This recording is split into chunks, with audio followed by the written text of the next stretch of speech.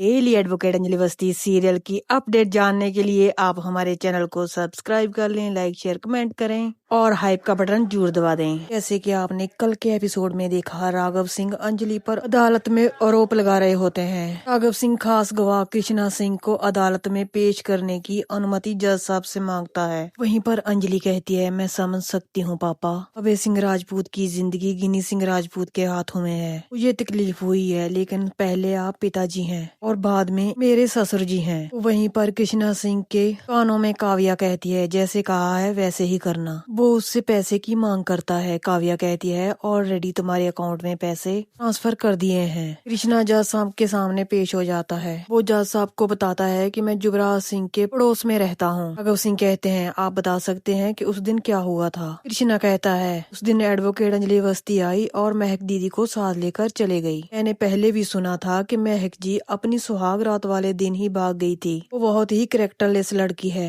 उस दिन भी वकील साहबा वहीं पर मौजूद थी। कृष्णा सिंह कहता है, मैंने अखबार में पढ़ा था कि महक सिंह लापता है। सब कहते हैं, एडवोकेट अंजलि अवस्थी आपको कुछ कहना है? अंजलि कहती है, जी हाँ सर, मैं अपने आप को बेगुनाह साबित करने के लिए एक और तरीक की मांग करती हूँ। जज साहब कहते हैं, ठीक है एडवोकेट अंजलि अवस्थी, आपको एक तरीक और दे दी जाती है। अगर उस तरीक पर आप साबित नहीं कर पाई तो आपको दोषी करार दिया जाएगा। सब लोग वहाँ से चले जाते हैं। बाद में हम देखते हैं राघव सिंह अंजलि के पैरों में गिर जाते हैं। अंजलि उनको कहती है, जी पापा आप क्या कर रहे हैं? राघव सिंह कहते हैं, बेटी मुझे माफ कर देना, मैं एक बाप जो हूँ। अंजलि कहती है, आप पापा चिंता मत कीजिए, मैं हूँ ना। वहाँ पर युवराज सिंह आ जाता है। वो कहता है कि चिंता तो करनी ही पड़ेगी कि हमारी अगली चाल तैयार है। इन्हीं कहती है, अंजलि अब तो तू फंस चुकी है। अंजलि कहती है, एक ही माँ की कोख से हमारा जन्म हुआ है, हमारी रगों में भी एक ही खून बह रहा है, फिर भी मुझे समझ में नहीं आ रहा कि तेरा खून इतना गंदा कैसे हो गया। अंजलि कहती है, फिर भी मैं एक बात तुझे बता देती हूँ, इस रहस्य का पर्दाफाश कर कर ही रहूंगी मैं। अंजलि कहती है, पता नहीं मुझे ऐसा क्यों लग रहा है, इन सब के पीछे तुम्हारा ही हाथ है, मगर कोई बात नहीं, मैं खुद को बचा लूंगी। जिसका भी इन सब के पीछे हाथ है उनको सजा तो मैं दिलवा कर ही रहूंगी। अंजलि और राघव सिंह वहाँ से चले जाते हैं। तभी गिन्नी को किसी का फोन आता है। गिन्नी को पता चलता है कि वेद कॉफी के कप की जांच करवाने चला गया है। ये सुनते ही गिन्नी बेहद परेशान हो जाती है। गिन्नी कहती है, ये वेद बहुत ही खतरनाक होता जा रहा है। काव्या कहती है, लेकिन अब हम क्या करेंगे? गिन्नी कहती है, करना क्या है, रास्ते से हटा दूंगी उसे, मैं उसे भी मार दूंगी, आरती को भी विधवा कर दूंगी, मैं उसे भी बर्बाद कर दूंगी और अभय को जिंदा रखूंगी। उसे भी पता चले मोहब्बत में हारी पत्नी और घायल शेरनी कितनी खतरनाक होती है। आगे हम देखते हैं वेद गाड़ी में जा रहा होता है। वो अपनी पत्नी आरती के बारे में ही सोच रहा होता है। ऐसे आरती ने उसे घर से बाहर उसका अपमान करके बाहर निकाला। ये सोचकर वेद बेहद परेशान हो जाता है। तभी वेद देखता है उसकी गाड़ी के सामने एक गाड़ी आकर रुकती है।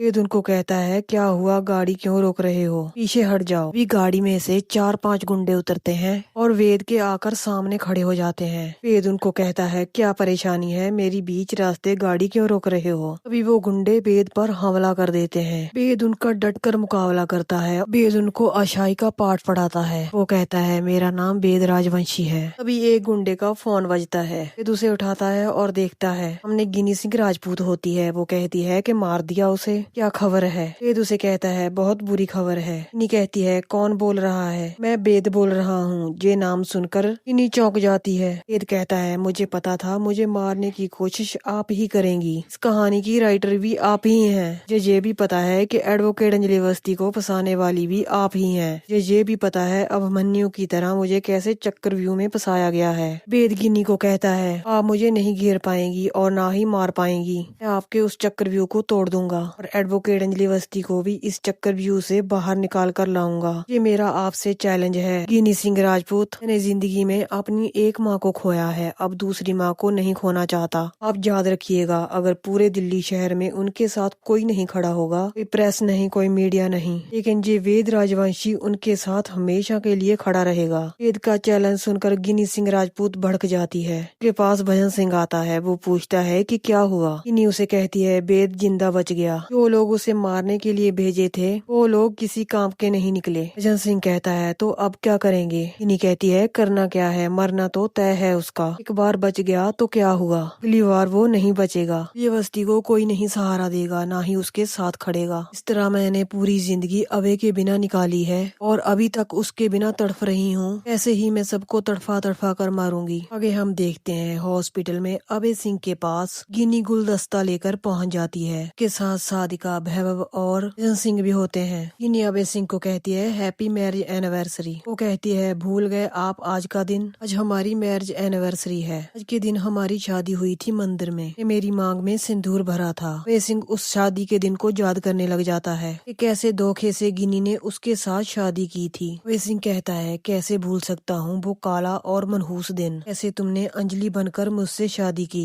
लेकिन गिनी कहती है मैंने एक पार्टी रखी है हमारी मैरिज एनिवर्सरी के लिए और उस पार्टी में दिल्ली के बड़े से बड़े लोग आएंगे और मिनिस्टर साहब भी आएंगे। ये सुनकर अबे सिंह हैरान हो जाता है, कहता है कौन से मिनिस्टर। ये कहती है मिनिस्टर धर्मराज आहूजा। अबे सिंह कहता है गिनी तुम मैरिज एनिवर्सरी सेलिब्रेट करोगी या तुम पागल हो गई हो। अबे सिंह कहता है देखो गिनी तुम्हारी दामोदर मजूमदार के साथ शादी है और तुम रानी मजूमदार हो, ना कि गिनी सिंह राजपूत। ये सुनकर गिनी का गुस्सा 7वें आसमान तक पहुंच जाता है। वो अबे सिंह को चुप रहने के लिए कहती है। ये कहती है तुम्हारे घर वालों को तुमसे मिलने के लिए लाई हूँ, मैं अपने घर में उनको खाना खिला रही हूँ, उन भिखारियों को, क्योंकि मेरी जिंदगी का आज सबसे बड़ा मनहूस दिन है। नारी तुम्हारे लिए भीतर ही भीतर मर गई थी, लोगों ने उसे मारकर घर से बाहर निकाल दिया था। अबे सिंह कहता है हमने बिल्कुल ठीक किया, क्योंकि मैं अंजलि से प्यार करता था और करते दम तक करता रहूंगा। इन्हीं कहती है अंजलि तुम्हारा प्यार पूरी बस्ती के सामने नाचेगी गाएगी, वो भी शराब पीकर। अबे सिंह कहता है ये क्या बक रही हो तुम, अंजलि क्यों नाचेगी। ये कहती है तुम सोच भी नहीं सकते को सबके सामने इतना बेइज्जत करूंगी। अबे सिंह कहता है कि वो वैसी नहीं है, ऐसा काम कभी भी नहीं करेगी। अबे सिंह दर्द से तड़फने लग जाता है। वो कहता है मैं अंजलि से बात करूंगा।